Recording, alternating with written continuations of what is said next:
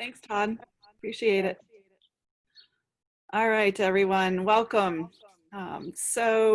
We've got some interesting stuff for you today. And I just want to let you know we also have a surprise guest, Jen D'Ambrosio from Today Media. She was a last-minute addition, and we had the pleasure of working together when I was at Today Media, Hudson Valley Magazine, Westchester Magazine.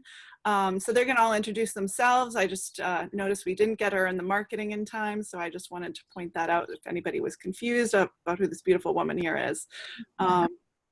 So we've got some great stuff for you today. I'm going to let everybody introduce themselves. We completely understand, and Todd mentioned, our lives have all been completely upended over the last few months, and I think we've got some great pointers on how to navigate virtual events going forward into 2020 and probably 2021 at this point. So Rich, you want to kick it off and introduce yourself?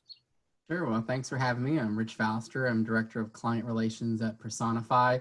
Most people know me as the Trade Show Wonk. I'm our subject matter expert in all things events and now virtual events. And really we work with trade shows and events from smaller sizes all up to, the top 100, 200 size trade shows around the world. So a broad range of clients, and excited to share what we're seeing across our client base and hopefully help the audience to rethink and reimagine.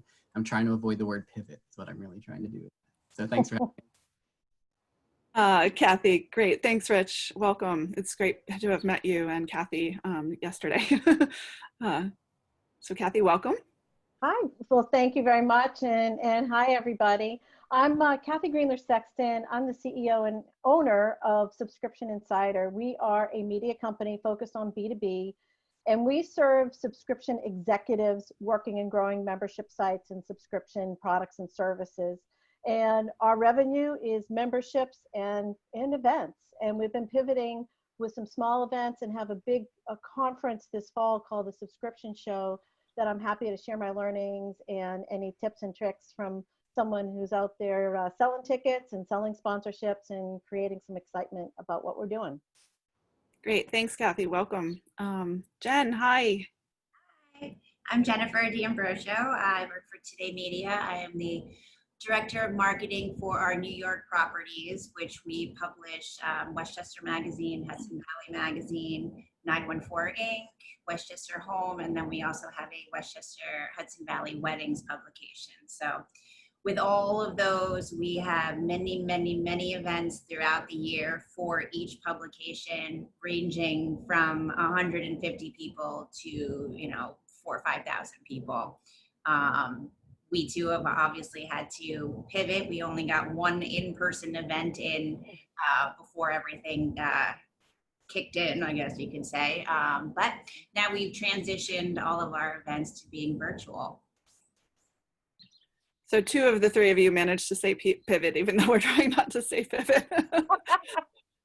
All right, great guys, thank you so much. And I think most of you know me, but I am an audience development consultant. I've been an MCMA member for 17 years since I started my business. I miss you all in person. I miss we normally would be having cocktails and getting loosened up for this panel. So I don't blame Rich and Kathy if they got something else besides water in their glass.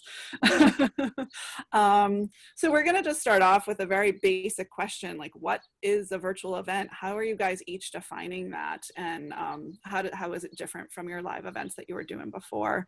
And I'm gonna pivot to Kathy here and let her start. Well, I think it's important for us to understand what is an online event. And notice I'm using the term online versus virtual, because virtual is a semi-dirty word right now. We can talk about that in a bit. But an online event can mean a webinar, it can mean a workshop that's a few hours, or it can be a multi-day, multi-week conference. And so you really need to understand what you're trying to produce. And we do all of the above, which is why it's top of mind for me. And we focus on B2B. So I'm sure for everybody else, it might be a slightly different definition. Great. Jen, you're more focused on the consumer world. So, what does this digital event mean to you guys at Today Media? It's been difficult because some events you really can't picture doing them virtually until you're forced to do it. Mhm. You know, we kind of have a three-headed, you know, event model where, you know, in addition to consumers, we also sell sponsorships. So it's like we've been trying to find ways to keep those sponsors while also, you know, coming up with content that will be interesting to the consumer that they'll want to attend it.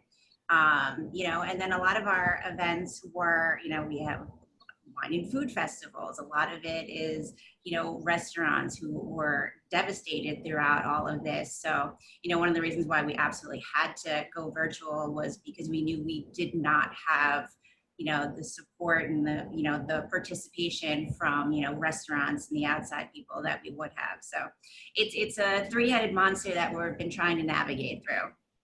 Yeah, good luck with that. Just have to say, Jen puts on the most amazing events, Best of Westchester, Best of Hudson Valley. It's always an amazing time. So it's going to be tough to replicate that online, but if anybody can do it, you can. Thank you. All right, Rich, our trade show wonk. So what does this mean to you?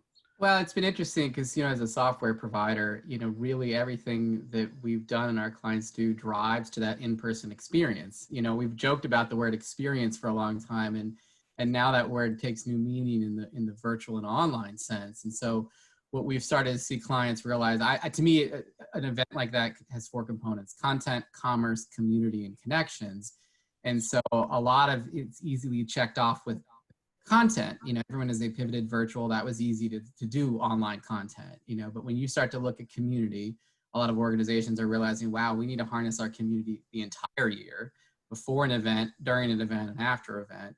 And then it's that content and connect, or the commerce and connections, that start to really push, you know, why people sponsor or exhibit, is to get those connections, drive business leads. And so that's sort of been a big adjustment, is to making sure that, you know, we fulfill all those 4 C's, because, you know, that's what often drives revenue for particularly trade shows.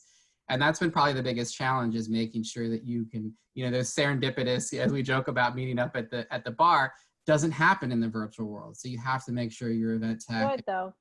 What? It could, yeah. There's virtual Don't happy say it hours. can. It can. Yeah. If you design it right, it can. Yeah, true. Absolutely. With virtual happy hours. Yeah. So, but a lot of those serendipitous things have to be built and programmed in, more so than everything drives you to that in-person event. And so that's my sort of line, has been, you can't plop and drop what you did in person into the virtual. It just doesn't translate. You really have to program it. I would love to amplify that, because this is a really, really important point for everybody listening to understand. You know, you cannot, if you're watching a theater production, okay, and you're seeing somebody up on stage, just like all of us, if we are presenting, that does not translate to the small broadcast screen. So if you're taking a camera and you're videotaping that theater production and you play it back on your screen, it's not going to be very exciting. So when somebody takes a theater production and they translate it and they interpret it for the small screen on television, they take the essential elements of what that theater production was, and then they reimagine that so it's just as exciting, and all those core things that made that production, it's all included. And so that's what we had to do with our event. And we've had to think through, how do you create those connections?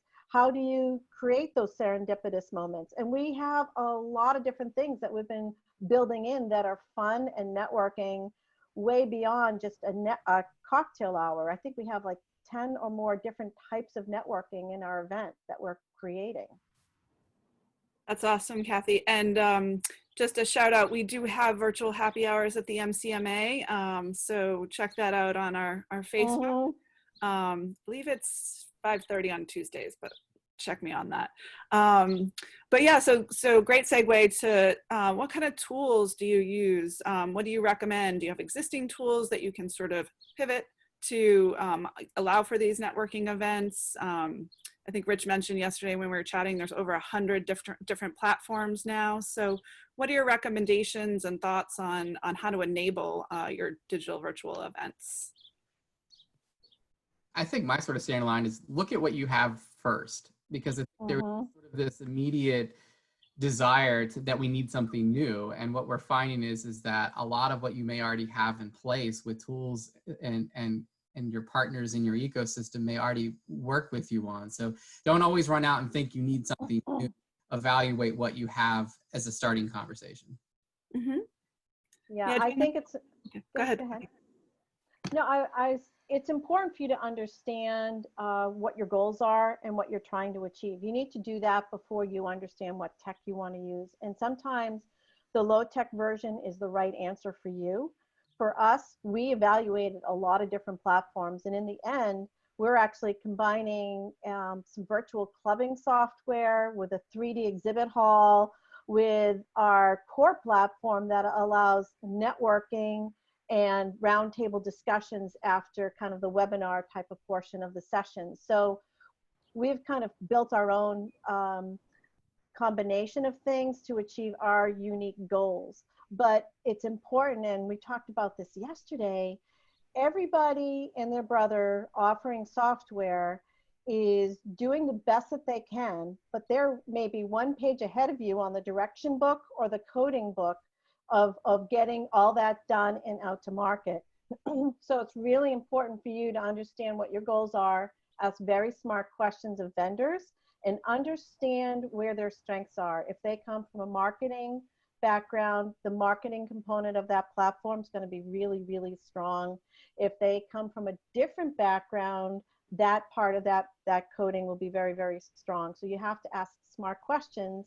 And I've seen some really great solutions that offer seemingly similar things that probably have about 100K difference in price.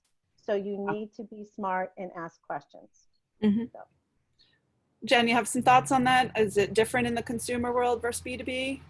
No, actually, it's the same no matter if it's B2B or B2C. You still have to have the right tools, and you have to take the event, think about it, visualize it, and then find the software that will match what your vision is. So it's the same no matter what type of event it is.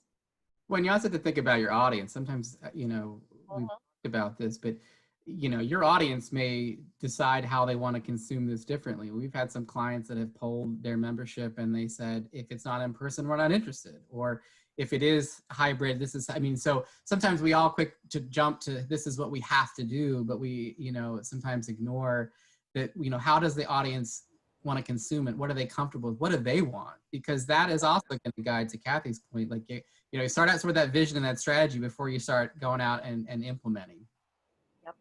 Definitely. And I think that's good advice for anything, but especially here when the investment can come into the six figures to support these initiatives.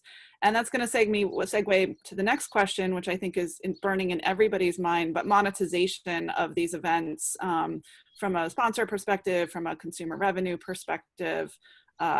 How do you get that done? And Kathy, you had some interesting points about how you would even onboard sponsors and sort of educate them on how to get the most value out of the event. Yeah, you know, the analogy I would recommend everybody to think about is when there's a new type of product in the market, you have to do a lot of education. And that's where we are with our sponsors and even attendees about what we're creating, because everybody has a different definition in their head of what an online conference is or could be. So what we're finding when we're talking to sponsors, if they've already been to an event and it didn't achieve their goals, they have a negative predisposition of what an online conference is. So what we do is we talk about what our definition is, because it's not enough just to give leads to people. They need to create that serendipity that Rich was talking about. So we make a point to say, yep, when you come on board, you're going to be part of our attendee box that gets delivered to everybody. We have all these networking and coaching and speed networking and fun networking. We even are going to have a band for the cocktail hour. So we not only tell them what we're doing, we're educating them how they specifically can prepare for it and make the most out of it from a business development standpoint. And that seems to help people with understanding what our particular goals are and our vision for the online conference. But it's education, education, education. Jen or Rich, what are you seeing?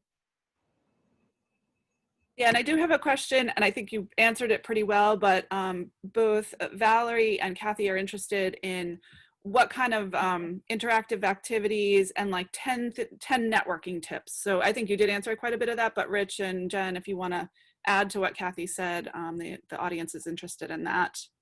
Go ahead, Jen. So, I mean, with us, I mean, a lot of it, like, we're obviously not getting any of the revenue from tickets. Once we, turned to virtual, we weren't charging for any of our events, just now that we have a couple under our belt and now that we're looking towards the fall, we're seeing whether there is opportunity to put tickets, and, having content that someone might actually pay for. Right now our revenue stream is through sponsorships, so we are missing a whole revenue stream that we normally would have had. Yeah, I mean, I think that Kathy said it too. It's the way I've sort of said it is, in the traditional sense, everybody on here or any professional, if you were to drop them off in front of a conference hotel or in an exhibition hall, a convention center, they could probably walk in, figure out how to get registered, figure out where the lunch is, figure out where the sessions are, and get all those steps that you could probably do pretty much blindfolded. In the virtual world, window, and so every step requires even more education. And what I'm seeing is for those exhibitors and sponsors, because I mean, a lot of exhibitors, you've seen have built big, beautiful 50 by 50 booths, or have these receptions and things, and they don't exist. So then we lean towards sponsorship, and a lot of the go-to sponsorships in the physical world don't exist in the virtual. So that's been really walking everybody through. And what I'm finding is even our most high-tech shows and events and audiences that you think would totally get this virtual world are panicked about when can I log in and when can I get in and what is it going to look like and how am I going to network? And it's funny to see because we just haven't done it, And so I encourage you, if an opportunity exists to participate in a virtual event, I've done several now. We've actually put one on for our clients. Until you do it, I mean, it's like, you can't be a principal unless you've been a teacher. Go to something because it will change your perspective to see as an attendee. I mean, I went through an event that was a plop and drop. It was 4 days, and I don't think I'll ever get those 4 days back, but it really changed my perspective of how I had to run the event. I know we answered that networking question, but I don't know if someone add to that. No, it's good. I just want to, because the networking thing is important, but we did warn you that we talk a lot. So I'm just, so, the concept of revenue, you can sell paid tickets. And we are, but the thing you need to prepare on the paid tickets is that your sign-up rate is going to skew a lot closer to the live date of that conference. So the other thing I'd encourage everybody to think about is there is your tickets, and you need to understand why people are converting to an online conference versus a live conference. And for everybody, that's going to be a little bit different. And so you need to really think through that and think through what potential upsells there might be based on that. And that's how we've designed our ticket prices and packaging, actually. So I think the revenue model's evolving. I think in events that were in late March, early April, these first couple months, I mean, the default was free. That was the easy thing, and numbers skyrocketed, and everybody felt like, okay, we were successful. We didn't make any money, probably lost money.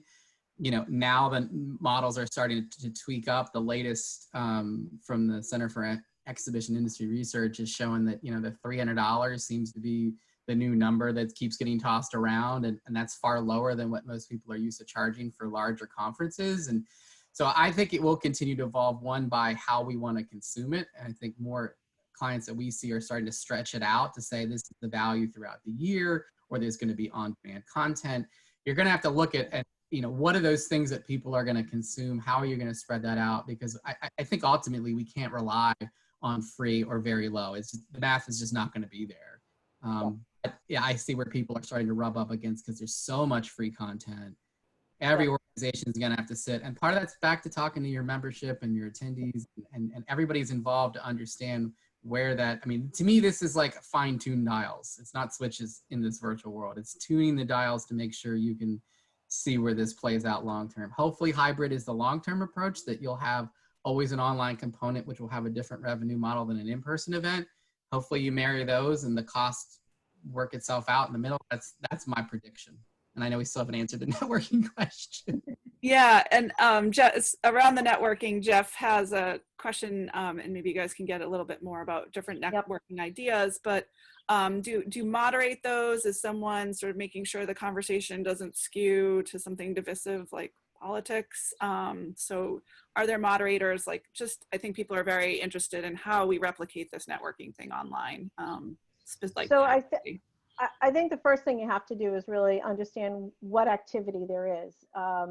With the events that we've done thus far, we have our sessions, which we've reimagined as shorter and very interactive. So 30-minute sessions that include breaking people out into small round table discussions so that they can talk about the session that was just presented.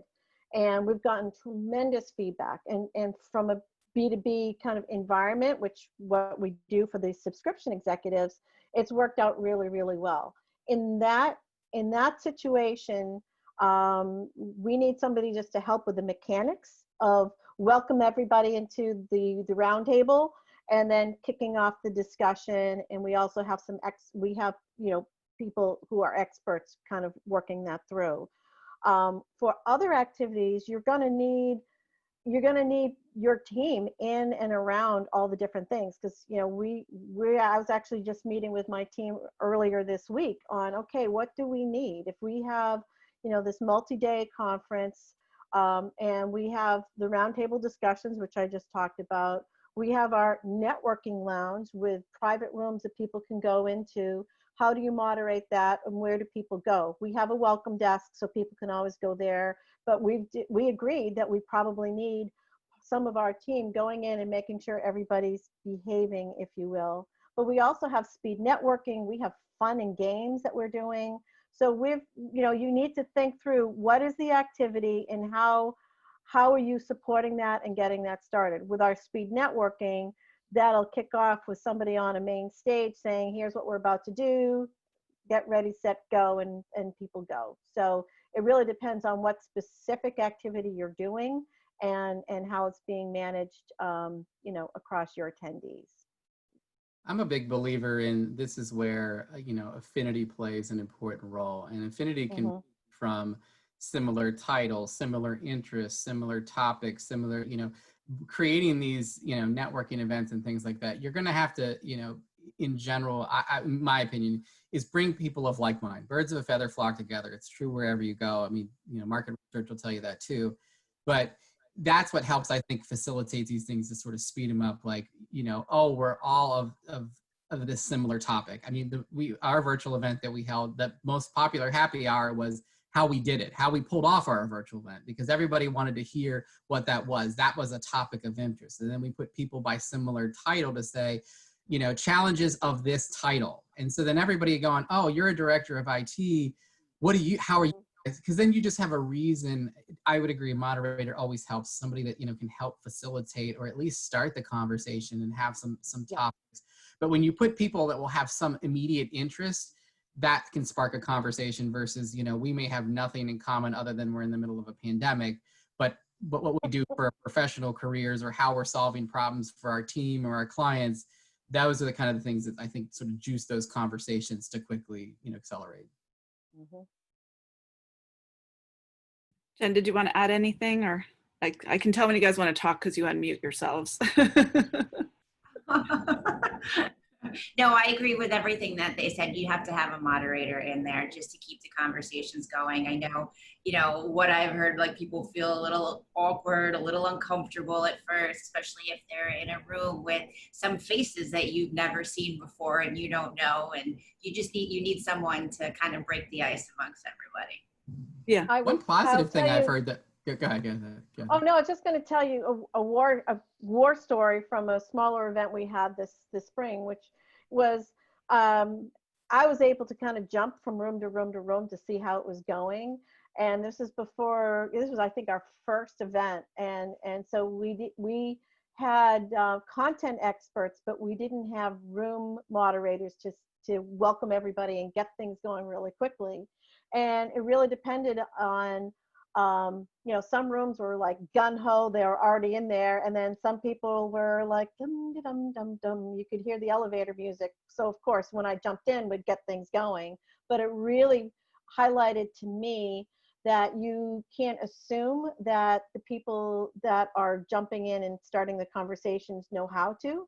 So like everything that we've been talking about thus far, you have to be really purposeful. So whoever is, you know, what are they doing? How are they doing it? What are some of the questions? And really make sure they know. So you jump right into those conversations. And once it starts, people will talk amongst themselves and have a great grand old time. But it's getting things started and planning for that.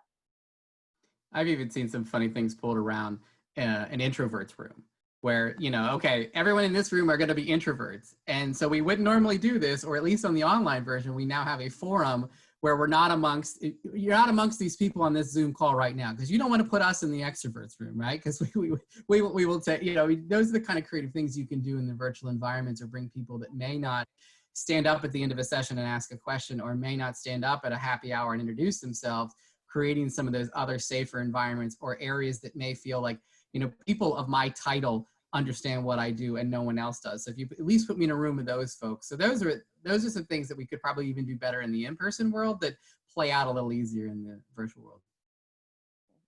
So that's really interesting about the introverts room. How did you decide who was the introvert and who was the extrovert? Self-selection. You know, so survey. Generally, I'm clearly an extrovert. Generally, us extroverts will self-identify as extroverts, and even people that lean introverts, then they'll jump, you know, so by self-identification, it was funny to see how people felt like, well, good, you know, I can be in a room where if we're all a little more awkward, it's okay. Or, you know, so it's been interesting to see those things. And I've seen it done in person, but now in virtual, it's even funnier because it's another reason to start a conversation. Like, okay, so we all admitted we're extroverts. Who's going to start? And then it goes. Interesting. I would think you need a mix of those, or just either no one would talk or everybody would talk. Yeah. In general, you do, but yeah, it's been interesting to allow some creativity in those things. Or again, people that just truly want to be social. You know, we don't always have to pick the most obvious topics, or, you know, those sort of things. I'm missing sports, and put them in a room and then see where it goes. Yep. Yeah. So just segueing a little bit to the type of attendees and the structure of the day, you know, are you finding like, okay, everybody's signing up at the last minute, so you're kind of scrambling to figure out who's going to be there. I mean, I'm sitting here watching the attendee list and I'm like, okay, I know them, you know. So what type of person are you attracting? And then I think the answer is it depends, but like the length of the actual session, you know, do you do all day events? Do you do like, you know, how do you structure it, you know, at least the agenda, and who is the audience that you're reaching? I think all three of us would have a different answer, because Jennifer designs events that are very local, where I'm designing events for business executives across the globe who are working on their computers all day. So our answer is going to be very different. And Rich does all of the above. So I think, you know, it really depends on who your audience is. Yes, and as audience development people, we would figure that out first. But well, it is hard too, because I think those are the things that you just, you know, you forget as an event planner. There are things that you just consider a default. We are in Chicago. That is therefore the time zone. Not anymore. You know, you know, we may have someone joining from London or from Hawaii, because that's, you know, where they are. And so I think that's where the programs I'm starting to see stretch, shrink, and contract and evolve, because you know, what is a time zone that you can put your keynote at that could basically reach your global audience. Yep. Or two, you know, where are the optimal times? I mean, a happy hour at, you know, 5 Eastern is a little early in Hawaii, but, you know, hey, you know, got to get creative though sometimes. Yeah, right? yeah. And I would say content overall, I mean, I keep saying almost the half rule. If it was an hour, make it a half an hour. If it was a half an hour, make it, you know, 15 minutes. Because I'm a click, tab, or a touch away from some other distraction, let alone what's evolve us around our house. And so, you know, Kathleen, we were all talking about it yesterday, but it's almost like the storytelling. You're going to have to now develop a story to keep me going to the next chapter. And during multiple days, during all this going on, you're going to have to stay in front of your audience with smaller bites and things to keep them going to the next page. Because I've attended a virtual event that I feel like I didn't get the value of it because I kept getting distracted and caught in other things. And then you don't want that as an organizer to have people feel lost. So you really have to keep going in and grabbing everybody. So, you know, for us, we've taken a 3-day conference and we're doing half days over 2 weeks. And I actually started out at broadcast television, so I'm pulling in all my broadcast television roots here. And we're designing things, and the goal for our team is to, you know, yes, everybody's going to learn, but we want everybody engaged for those 4 hours, so it's going to seem like 1 hour. And I'll tell you a secret. We're all friends here. I'm actually going to be at the anchor desk, the Subscription Show 2020 anchor desk. And maybe, Rich, maybe I'll have to invite you to the anchor desk just to say hello as we're throwing it into a session or something like that. So we're going to have a lot of fun, and we've been brainstorming a lot of different ways to achieve that flow. And we're having contests that people who are there in person can win whatever we're giving away. So that's motivating people to actually focus and show up when, you know, so it's all this stuff.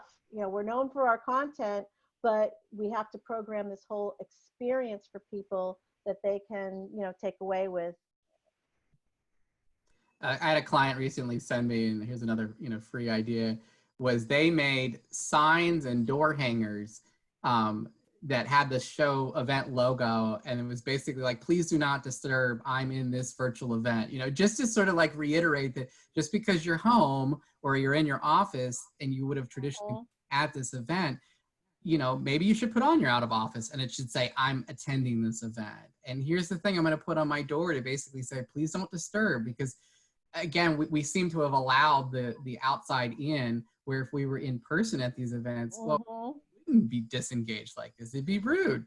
But in the virtual world, we have to start to put these things out, and anything, those little things that kind of even just nudge your, whether they ever put that up on their door or not, it's that subtle reminder to say, you need to tune in.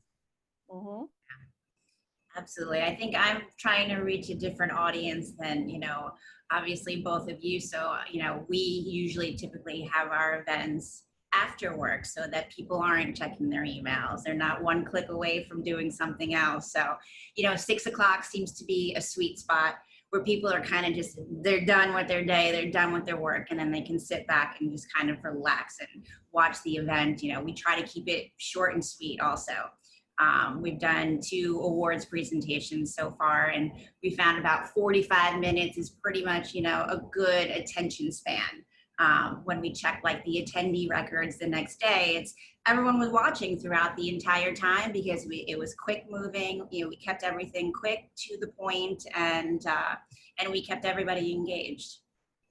But you sort of bring up a good point, Jen, that I mean, a lot, because you know that that's the time to engage. And I think the way a lot of folks look at content-driven conferences is there's always this assumption, especially because of webinars, you can always get the content on demand later, where, you know, more of your events, like if you don't show up then, you're not going to see it. You're not going to get to attend the award ceremony. And maybe there's a lesson for all of us to think about, you know, treating it that like, if you don't tune in at that moment or you're not engaged in that moment, you will miss it, because there's this assumption that you'll just always get the recording. And I know I sign up for webinars. I'm just as guilty. I put on webinars myself, and I know about how many people, you know, actually attend and then just want the recording. But maybe that's, you know, you looked at design, treating some like, this is it. This is your chance to engage in this. There isn't an after for you. Yeah, we have a question from Shirley, and I'm not going to name the conference, but this came up on our call yesterday, team. You know, that people are still sort of anticipating that in-person events will happen, and you know, there's an organization that's got something scheduled for September 9th, non-refundable. Deadline is tomorrow to sign up. And we did chat about sort of the expectations around when live events will happen again, and what are your thoughts on that? I have some strong thoughts on that. You know, we made the call early to go virtual, and we really spent a lot of time trying to be as thoughtful as possible with that reimagination. and of what the event is that I've talked about for subscription show. But our sponsors, we have sponsors that have prohibited their employees from traveling through 2021. We know attendees are not comfortable attending. Their employers don't want to be responsible should they catch COVID. And then let's think about it. You put a mask over your mouth, okay, and you're 6 feet away. How are you going to be effective networking while you're social distancing? It's going to be very, very different for a while until we get to whatever the next phase is. And we just, you know, we're into 2021 just because of so many of the travel restrictions in the B2B world.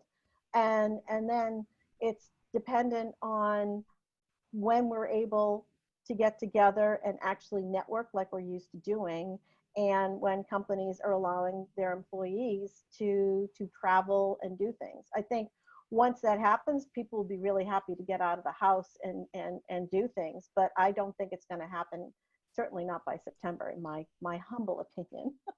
Yeah, I absolutely agree with that. You know, we tried to kick the can down the road for many of our events just to see if if there was a way to have them in person, smaller scale, but then when you really, really think about it, a lot of ours are eating, drinking, talking to people. You can't do that with a mask on. It just, and then there's always the thought of, if someone catches COVID at your event, do you want that to be associated with your event from now on? So September is very ambitious. I mean, we just made the decision on Friday for all of our events for the rest of the year to go virtual.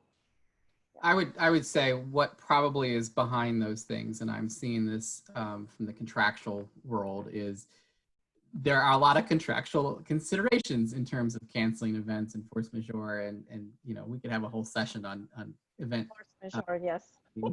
and force majeure and what's impractical or infeasible or unadvisable at this point. But and the unfortunate thing is, one, there's that piece. I think those are sometimes, even our own event, there were times that we knew where we were headed, but we couldn't officially announce because of, working through contract negotiations. Where I see clients now are getting caught up is, one, a little bit of analysis paralysis, and wanting to see, is someone else in the industry going to do it first, or is, no one wants to be the first, no one wants to be the last, they want to be right in the middle. And they want to make sure they're making the right decision, but the longer they decide, the shorter the window is to the runway to pivot or reimagine. And so I'm seeing clients, suddenly say, okay, they're up to the do or die time. And, we have clients that are well into Q1 saying, no, we're going virtual, but we also have clients that are in Q3 saying, no, we're still in person and haven't decided yet. All that really does is, confuse your audiences and frustrate them, because they want to know. Again, barring you can't contractually decide it, that's fine.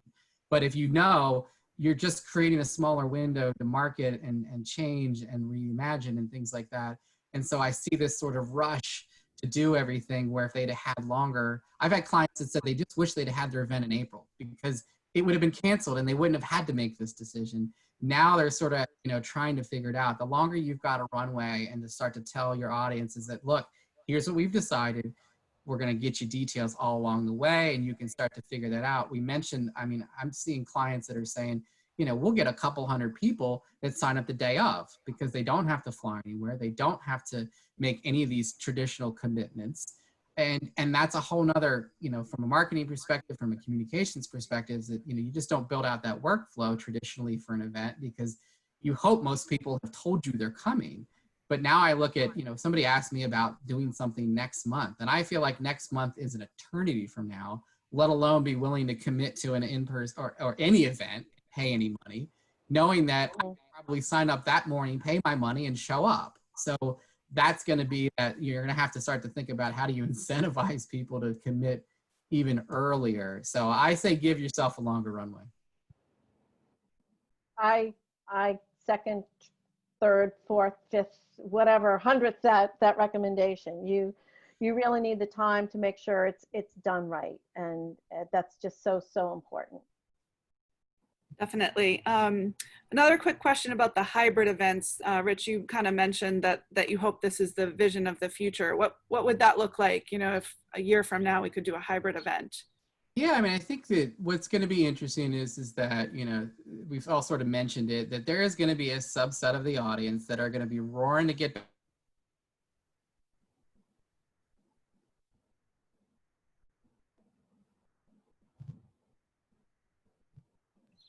Rutro, Rich froze.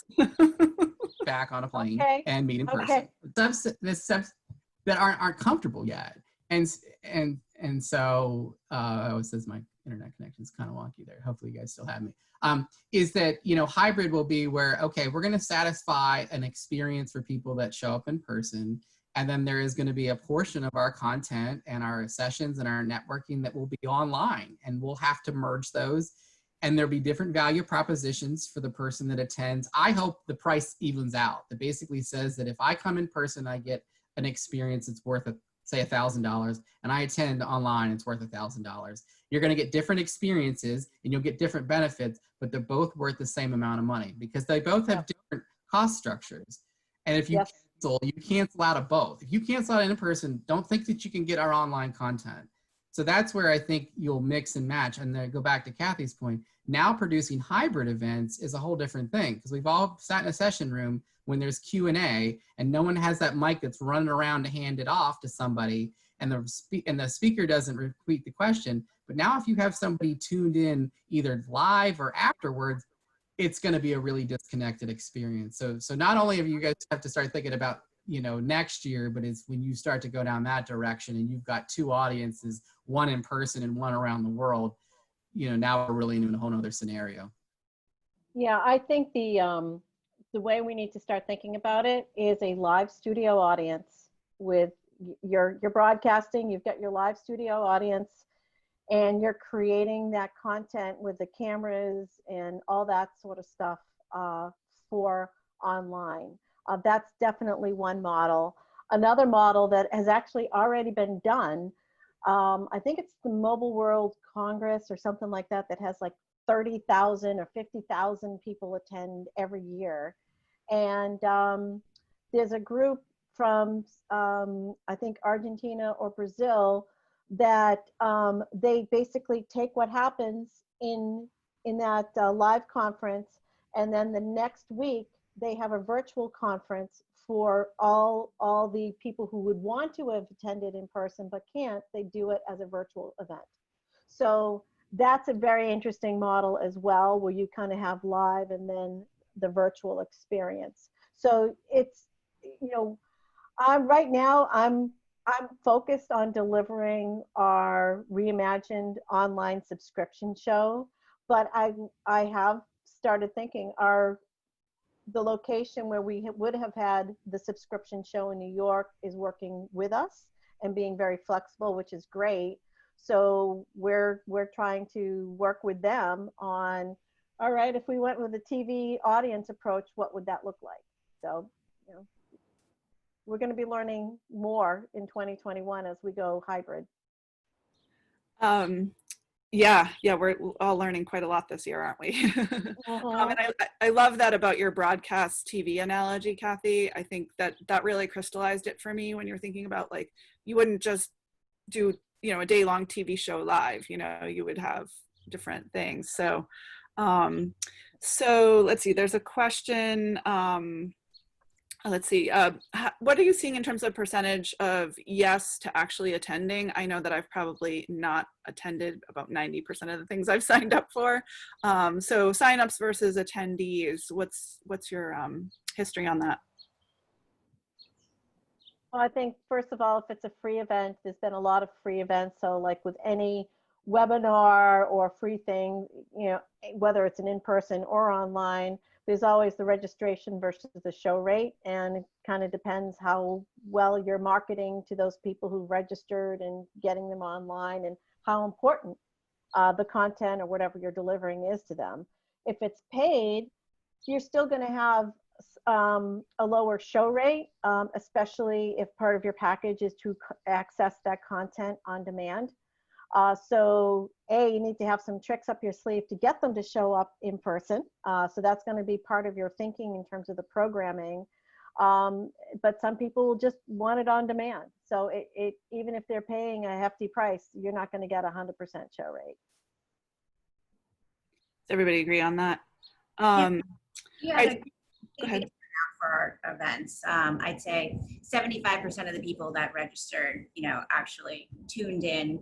Um, but they were more, it wasn't just blanketed event. It was very targeted, for our honorees. We did awards shows. So it was all their family, their friends, their colleagues. So, it was a different, you have a higher rate of people actually tuning in when they have that personal connection to whoever's being honored and granting out awards and stuff like that. So a little bit different, but we did have very a high success rate with that. Good. Some of our clients are seeing, some greater success in certain segments of their audiences because, they're thanking them going, I could have never made it this year, or I've never made it to your event, but given the price, no location, et cetera, I'm coming to your event. So sometimes you have to look at those are the like longer term plays that, okay, maybe you've reduced your revenue model, but you're suddenly bringing in audiences that are now introduced to your event or your show, or, and they see the value and, and get excited and hopefully do then convert. So that's some of the things. I mean, what is also interesting though is that it's not a clear picture until you sit down and look at the data. Like, our online virtual event, I mean, we marketed something as live. It truly wasn't. We had it all fully produced. And I mean, we had a NASA astronaut that was going to show us cool footage of him fixing Hubble. We weren't going to risk that going down in the middle of that session, but we made it look live and it felt live. And but that was our highest attended event because people felt like that was your one chance to see them, and then there was slow drop-offs. So I think it's going to ebb and flow. And to Kathy's point, you're going to have to keep building in reasons to jump back and engage and really kind of, again, tell the story and gamify it a bit to make sure people get engaged, because it is a lot harder now. And what I don't know or I can't figure out yet is, in general, everyone is consuming a lot more of this content right now because some folks are either on lockdown or shortly going, in some form of, restricted access. And, how that evolves and changes and how we consume, just like we are shopping different now. Will that change over time? Will there be less desire, more desire? Will this become more the norm? That's going to be the harder piece that I think we're all going to have to continue to check the pulse of our audiences to see, how it's working, and then toss out your old post-event survey because that's out the window now. You got to rebuild a whole new thing and think about differently because those same questions, are out the door, and really trying to understand each time, get those information to build the next event. Definitely. All right, so we have about 9 minutes left, and we wanted to talk about marketing the event, promotion schedule, how that's different. We had this example of someone with an early bird deadline, which doesn't seem to be a thing anymore. So I know you guys have touched on some points, but what are you kind of seeing in terms of promotion? What's working? And Kathy, I liked your analogy when we talked yesterday about sort of the education and then the conversion, which is what we do as marketers, right? You want to, they enter a funnel or a flywheel or whatever we're calling it today. So there's a lot more steps in general to conversion, but how does that differ with a virtual digital event? Yeah, we talk about this a lot in the Subscription Insider team of leading up to the events. So we're right now in the education phase for Subscription Show 2020. What is an online event? If you participate, what are you going to get? And so we're doing all of that. And we're also anticipating, and we'll have available different classes of tickets.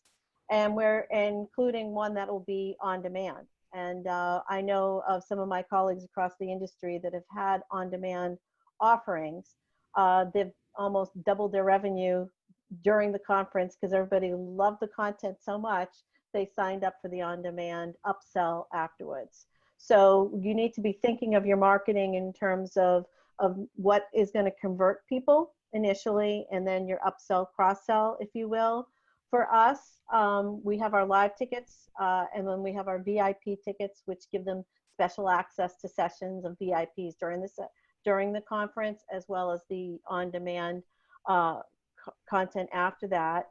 And then we have kind of flash sales that we're using as we get towards the conversion phase. And each sale that we offer is a little bit less than the one previous. So we're trying to motivate people to order sooner than later, but have content. Sorry, my earbud fell out. But have things available for every budget for them so that they can sign up and participate.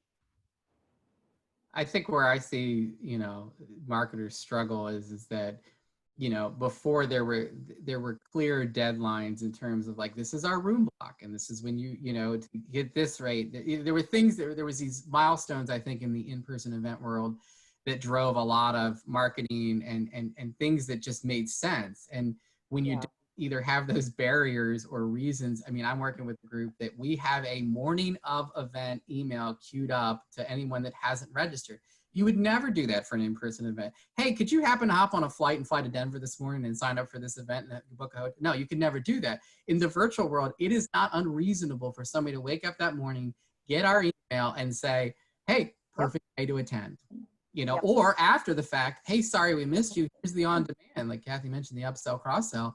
It's hard because, and I also find that the traditional like way out marketing to drive behaviors and those deadlines, again, asking me to register for something even in December at this point just seems so far off of my radar, and I think most attendees' radar, that's sort of hard. Well, we always market in the summer because that's when we start to get, in this world, it's different.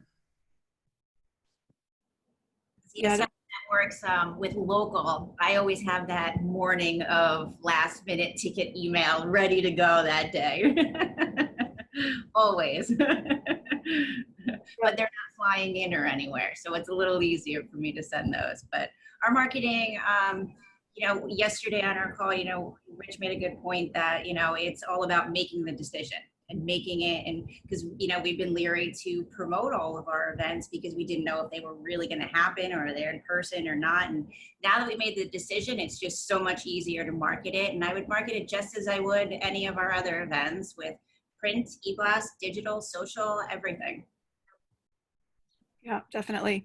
So there's a couple more points than questions in the chat, but Bruce is saying there's some interesting hybrid models in leadership and the faith and church space, with your idea, Kathy, of having a studio audience paired with remote locations viewing the show. So that's interesting. He names them Global Leadership Summit and LeaderCast. And then, Shirley was just kind of asking about employers not being allowed to travel and just making the point again, like you'd have to quarantine. It's just physically impossible to sort of bop in for a weekend or a couple day seminar. So I think that this is going to be really helpful as we reimagine how we work and live. So does anybody have any last points they want to make before my wrap-up question? I just think I've shared to most of our clients that you're not alone. I mean, we're all learning this together, and this is why these are wonderful webinars. Thank you again for allowing us all to participate and joining, because everyone feels like there's an answer book and no one really had it. So don't feel bad. Don't. Yeah, there is no playbook for this. So the final question, what is your silver lining around this? My example yesterday when we talked is that I've had to be traveling for the last few weeks, and I do Pilates twice a week, and I'm able to do that. I would have normally had to take a couple of weeks off from my sessions, and I've been able to do it. So that's really been a silver lining for me, especially since I'm sitting at a desk all day now, that I get to sort of have my Pilates class wherever I am. What do you guys see as silver linings from all of this in the event space? I think we're all just getting creative and really imagining some new things for the people and the businesses that we serve. And I think we're going to come up with some really great new products and services and ways of making money and engaging with our communities that we didn't do otherwise. So I think it's a real exciting time to really be going through this. And we are going through this together because we're all imagining and figuring this out all at the same time. And so if somebody feels that they're behind, you're not. We're all figuring this out together. So. Yeah, Jen? Good. I mean, I think, the silver lining that I take is that I've actually learned a lot over the last like 4 months. I mean, I have done so many webinars and training sessions, and I've picked up a new skill that I did not have. So, and with all of these virtual events, you have to, sometimes you're just so doing the same things over and over again that this is forcing you to think outside the box and do a little more creative stuff and come up with some different ideas. So myself, I've learned a lot over the last couple months. Yeah, I think for me, it's been I used to do a lot of attendee focus groups, and we hear a lot of things and we read a lot of post-event surveys, but the success of in-person events has always sometimes prohibited us from getting creative or doing anything different because we were all successful at doing it. It worked, don't break it or don't fix something that isn't broken. But a lot of the things now that we're discussing, we're always on the back burner list of things that we should do for the experience have now come to the forefront, and we are probably going to build better in-person hybrid events in the future, but it just took a pandemic to force us to finally bubble those to the top and have some extra time, maybe not commuting, to figure them out. Definitely. This has been amazing. People are chatting and saying thank you. Todd, if you're not having playgroup over there, could you just hop in and let everybody know when, or Jess, when the link to this will be available, and kind of just give us a little wrap up here, unless anybody has any other questions or last thoughts.